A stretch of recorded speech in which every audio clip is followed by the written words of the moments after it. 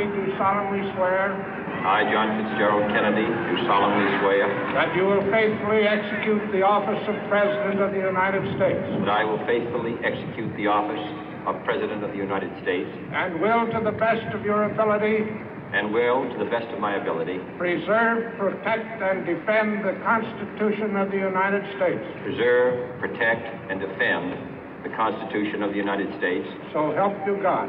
So help me God.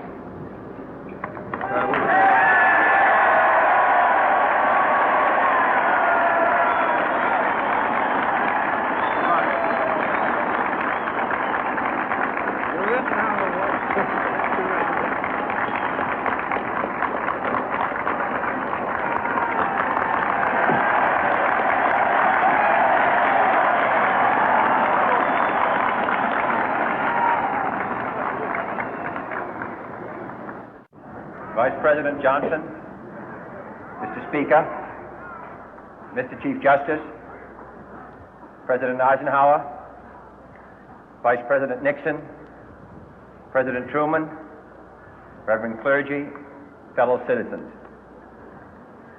We observe today not a victory of party, but a celebration of freedom, symbolizing an end as well as a beginning, signifying renewal as well as change. For I have sworn before you and Almighty God the same solemn oath our forebears prescribed nearly a century and 3/4 ago. The world is very different now, for man holds in his mortal hands the power to abolish all forms of human poverty and all forms of human life. And yet the same revolutionary beliefs for which our forebears fought are still at issue around the globe. The belief that the rights of man come not from the generosity of the state, but from the hand of God. We dare not forget today that we are the heirs of that first revolution. Let the word go forth from this time and place to friend and foe alike that the torch has been passed to a new generation of Americans born in this century, tempered by war, disciplined by a hard and bitter peace, proud of our ancient heritage, and unwilling to witness or permit the slow undoing of those human rights to which this nation has always been committed and to which we are committed today at home and around the world.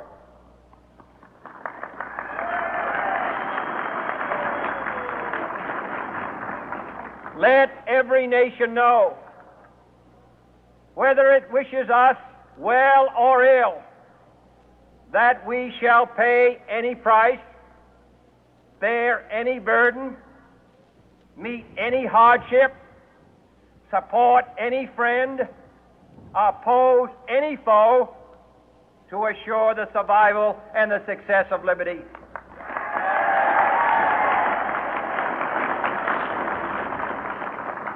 This much we pledge and more. To those old allies whose cultural and spiritual origins we share, we pledge the loyalty of faithful friends. United, there is little we cannot do in a host of cooperative ventures. Divided, there is little we can do, for we dare not meet a powerful challenge at odds and split asunder.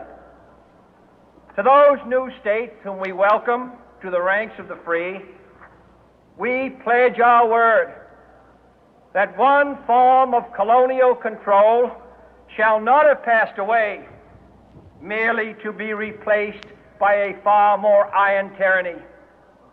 We shall not always expect to find them supporting our view, but we shall always hope to find them strongly supporting their own freedom and to remember that in the past, those who foolishly sought power by riding the back of the tiger ended up inside.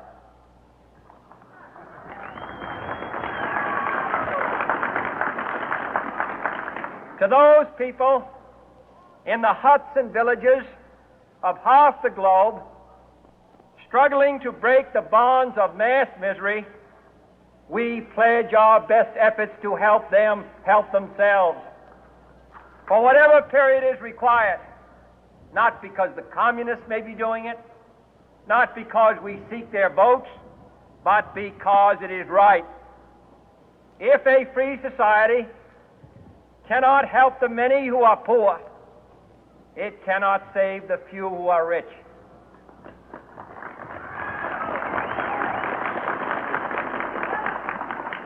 To our sister republics south of our border, we offer a special pledge to convert our good words into good deeds, in a new alliance for progress, to assist free men and free governments in casting off the chains of poverty.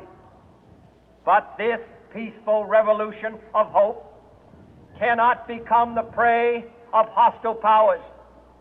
Let all our neighbors know that we shall join with them to oppose aggression or subversion anywhere in the Americas. And let every other power know that this hemisphere intends to remain the master of its own house.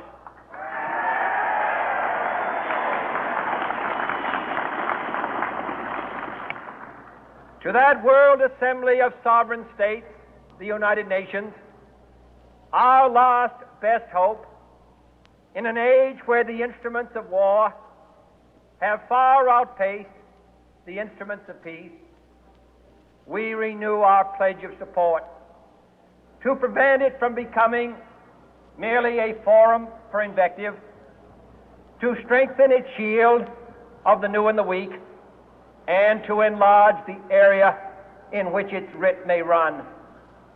Finally, to those nations who would make themselves our adversary, we offer not a pledge, but a request that both sides begin anew the quest for peace. Before the dark powers of destruction, unleashed by science, engulf all humanity in planned or accidental self-destruction, we dare not tempt them with weakness, for only when our arms are sufficient beyond doubt can we be certain beyond doubt that they will never be employed. But neither can two great and powerful groups of nations take comfort from our present course, both sides overburdened by the cost of modern weapons, both rightly alarmed by the steady spread of the deadly atom, yet both racing to alter that uncertain balance of terror that stays the hand of mankind's final war. So let us begin anew, remembering on both sides that civility is not a sign of weakness, and sincerity is always subject to proof. Let us never negotiate out of fear, but let us never fear to negotiate.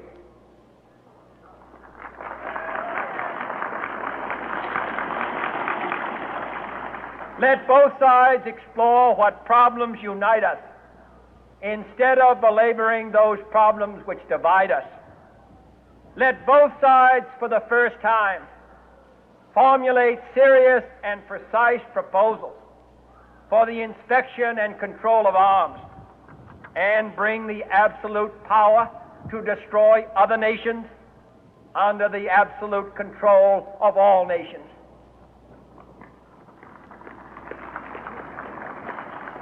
Let both sides seek to invoke the wonders of science instead of its terrors. Together, let us explore the stars, conquer the deserts, eradicate disease, tap the ocean depths, and encourage the arts and commerce. Let both sides unite to heed in all corners of the earth the command of Isaiah to undo the heavy burden and let the oppressed go free. And if a beachhead of cooperation may push back the jungle of suspicion, let both sides join in creating a new endeavor, not a new balance of power, but a new world of law, where the strong are just and the weak secure and the peace preserved. All this will not be finished in the first 100 days, nor will it be finished in the first 1,000 days, nor in the life of this administration, nor even perhaps in our lifetime on this planet. But let us begin.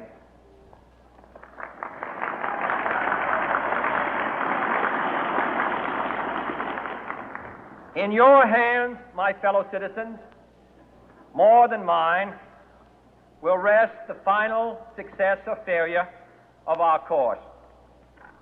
Since this country was founded, each generation of Americans has been summoned to give testimony to its national loyalty. The graves of young Americans who answered the call to service surround the globe.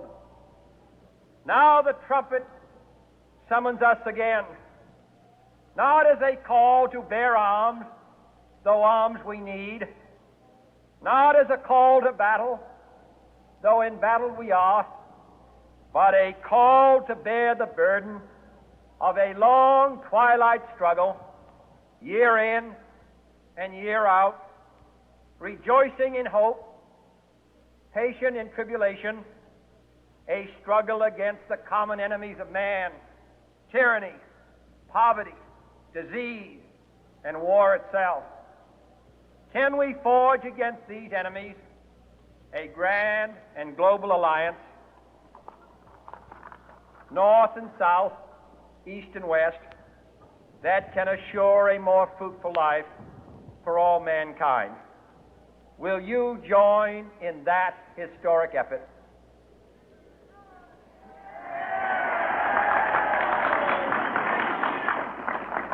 In the long history of the world, only a few generations have been granted the role of defending freedom in its hour of maximum danger. I do not shrink from this responsibility. I welcome it.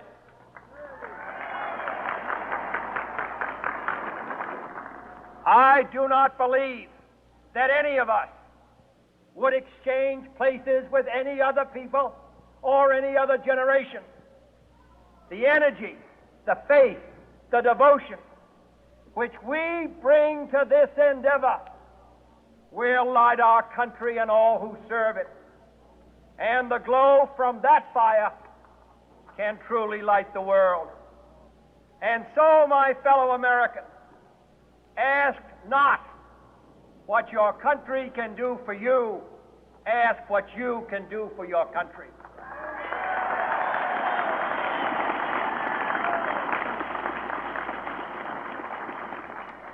My fellow citizens of the world, ask not what America will do for you, but what together we can do for the freedom of man.